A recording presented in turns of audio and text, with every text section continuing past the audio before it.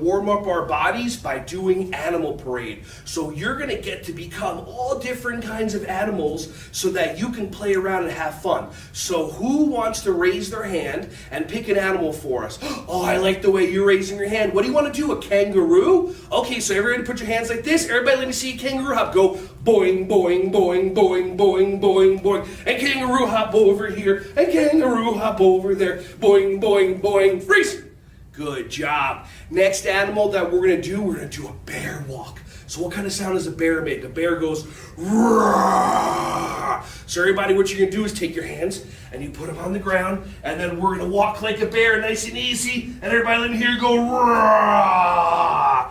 And keep growling and go, roar, just like that. Now, when we're walking like a bear, do we have our knees on the ground or off the ground? Good job. And one more time, everybody, let's walk around like a bear like this. And everybody breathe in and go, roar. Good job. Good job. One more animal. This is called a frog jump. So everybody knows how to do this, but if you don't, you bring your bottom all the way down to the ground like this, and then you're going to look around for some flies. Look around.